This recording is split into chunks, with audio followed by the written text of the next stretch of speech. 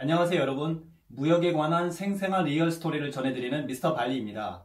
오늘 이야기는요, 무역이 어렵다고 무역에 관한 5가지 불편한 진실인데요. 먼저 그 첫 번째입니다. 수입 수출하면서 사기당하거나 아니면 수입을 거부당할 경우도 있다고 하더라고요. 그리고 받았을 때 제품 불량이 나거나 분실, 파손 등 잘못되면 혹시 도매로 그냥 사는 것보다 수입했을 때 더 손실이 크지 않을까 싶어서요. 네, 돈은 보냈는데 물건을 못 받았거나 물건은 보냈는데 돈을 못 받았거나, 네, 그런 사기죠. 얼마 안 되는 돈이라면 지나갈 수 있지만 금액이 클 경우에는 어떻게 해서든지 해결해야겠죠? 여기저기 도움을 청해서 운이 좋다면 전액 다 회수할 수 있지만 어떤 경우에는 회수가 어려울 수도 있을 것 같은데요. 자칫 심각한 상황까지 갈 수 있으니까 큰 걱정거리가 될 수 있겠죠. 그래서 사전에 이런 문제를 막기 위해서 은행에서 서로 간의 신용을 보증해주는 신용장이라는 게 있는데요. 그 신용장을 만들어서 거래하면 조금 더 안심하고 거래할 수 있겠죠. 그리고 수입 품목에 따라서 애초에 아예 수입이 안 되는 경우가 있고요. 또 수입이 된다 해도 식품위생이라든지 안전 인증을 받아야 수입이 가능한 품목들도 있습니다. 때로는 주문한 제품하고 아예 다른 제품이 오거나 제품의 색상이나 크기, 원자재, 디자인이 조금 다른 제품일 수도 있겠고요. 또는 제품은 맞는데 열의 서너 개가 불량이거나 판매할 수 없을 정도로 품질이 현저히 떨어진다면 정말 난감하겠죠. 짜증도 나고 화도 나고 아예 전부 돌려보내고 싶기도 하고, 또 비행기 타고 얼른 날아가서 클레임을 걸고 취소를 하든 또 환불을 받든 그렇게 하고 싶은데 또 그런 상황이 또 안 될 수도 있고요. 저도 초창기에는 여러 번 경험을 했었는데요. 수천만 원 들여서 몇 달을 기다려서 아주 어렵게 물건을 받았는데, 일부는 제가 주문한 제품하고 아예 다른 제품이 온 적도 있었고요. 또 일부는 3분의 1가량이 불량이 나서 그냥 말씀드리고 선물로 나눠드린 적도 있었어요. 그리고 분실이나 파손의 경우도 신경 쓰일 수 있겠는데요. 운송 중에 항공이나 해상 사고로 인해서 분실이 된다면 보험 처리가 가능한데요. 그런데 단순 파손의 경우에는 보상받기가 좀 어려울 수 있어요. 왜냐하면 언제 어디서 누구에 의해서 파손이 됐는지 찾기가 어렵고요. 설령 찾는다 하더라도 100% 보상받기는 또 사실상 좀 어렵습니다. 저의 경우에는 분실된 적은 없지만 여러 번 파손된 적은 있었어요. 그럴 때마다 현지에 연락을 해서 포장비가 더 들더라도 좀 더 꼼꼼하게 안전하게 포장해달라고 요청을 해서 그 이후에는 갈수록 파손율이 많이 줄어들긴 했습니다. 그동안 제가 도매상에 물건을 받아서 팔다가 이제부터 직접 수입을 해보려고 하는데 무역에 대해서는 제가 몰라서요. 그래서 공부를 좀 하려고 했는데 너무 막막하고 어렵네요. 네, 물론 어렵다고 생각할 수 있어요. 처음이니까요. 경험도 없고요. 생소할 수밖에 없어요. 그런데 모든 일이 그렇잖아요. 뭔가를 시작할 때 일단 기초라도 배우고 시작합니다. 예를 들어 제가 어떻게 여러분을 유튜브에서 만날 수 있었을까요? 아주 간단합니다. 일단 영상을 찍고 간단히 편집하는 방법 정도는 제가 배웠기 때문이죠. 무역도 똑같다고 생각해요. 내 물건을 사주거나 혹은 나한테 괜찮은 물건을 팔 곳을 찾아서 서로 주고받는 방법 정도는 알고 시작해야겠죠. 자격증 취득이 목적이거나 무역회사에 취직하려고 한다면 체계적으로 공부할 필요는 있겠죠.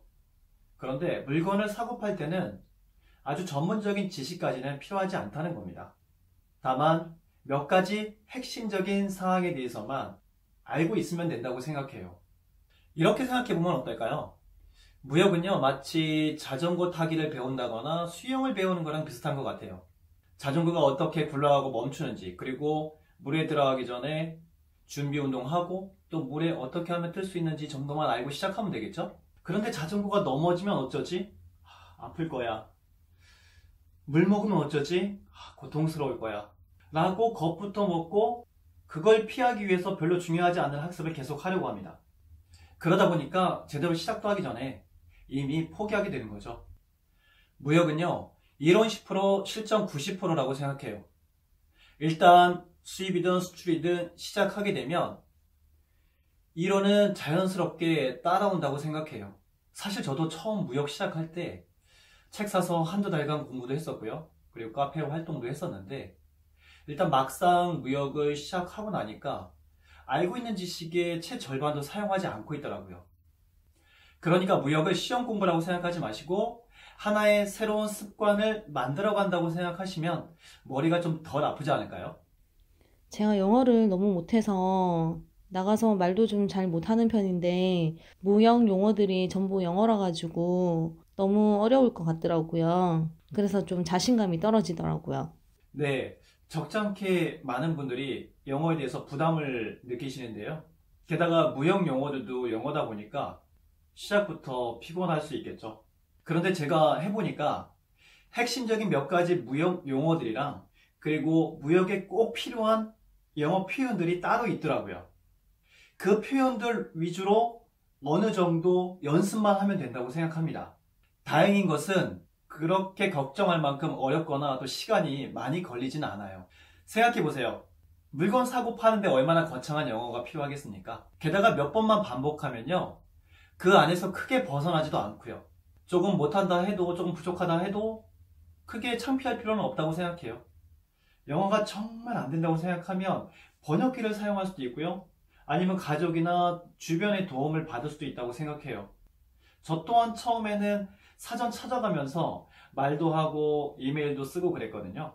그런 식으로 해서 영어를 조금씩 늘려가면 된다고 생각합니다.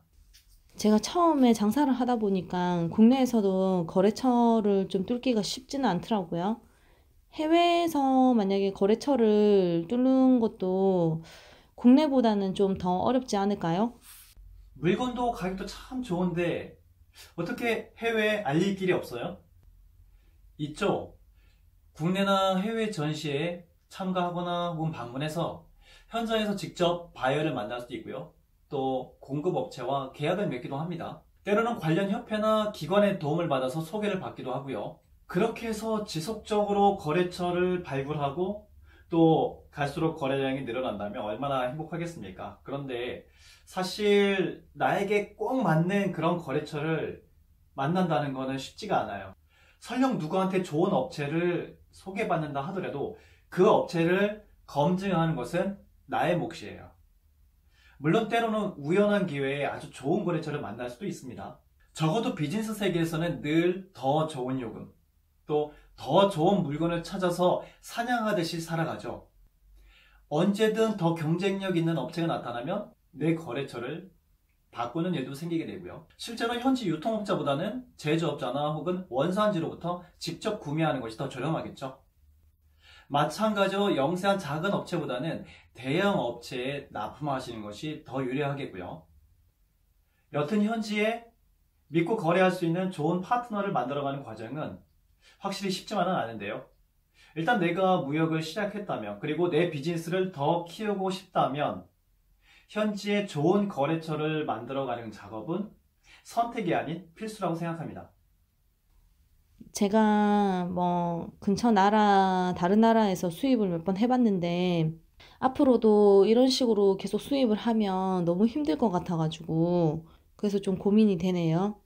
네, 무역을 시작하신 지 얼마 안 된 분들이 주로 겪는 그런 어려움인데요. 수출하시는 분들보다는 수입하시는 분들의 애로사항이겠죠. 그런데 왜 이런 문제가 생길까요? 아무래도 첫 번째 이유는 왕래하기에는 거리도 있고 또 시간이 많이 걸리기 때문이죠. 두 번째는 제품에 따라서는 현지 공급업체에서 출고하기 전에 꼭 검수를 해야 되는 경우가 있는데요. 검수를 했을 때랑 검수를 하지 않았을 때랑은 불량률에 아주 큰 차이가 생길 수 있답니다. 만약에 동일한 제품을 주기적으로 반복적으로 수입한다면 문제가 좀 덜할 수 있는데 수입 품목이 너무 다양하거나 혹은 새로운 상품을 개발할 때마다 현지를 왕래한다는 것은 사실 그렇게 간단한 문제는 아닐 수 있죠. 특히나 아주 바쁜 시즌에 가게 문을 닫고 며칠간 자리를 비워야 한다는 것은 큰 스트레스가 아닐 수가 없겠죠.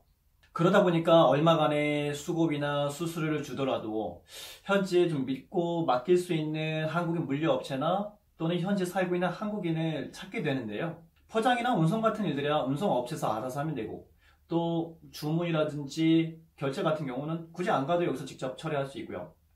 하지만 구매 대행이라든지 샘플링 작업 또는 시장 조사라든지 현지의 거래처 탐색하는 그런 작업들은 직접 가지 않으면 할 수 없는 일들이죠.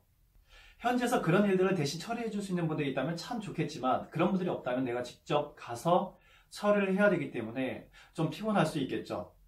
특히 수입하시는 분들이 어려워하는 부분일 수 있을 것 같아요. 여러분, 무역이 어렵다고 생각하는 또 다른 이유가 있다면 아래 댓글로 알려주시겠어요? 오늘 무역이 어렵다고 무역에 관한 5가지 불편한 진실에 대해서 제 경험을 토대로 전해드렸는데요. 어떠셨나요? 공감이 되셨다면 좋아요, 구독 꼭 눌러주시고요. 앞으로 이러한 무역에 관한 불편한 진실들에 대해서 도움이 될 만한 방법들을 하나씩 구체적으로 전해드릴게요. 여러분, 감사합니다. 지금까지 무역에 관한 생생한 리얼 스토리를 전해드리는 미스터 발리였습니다.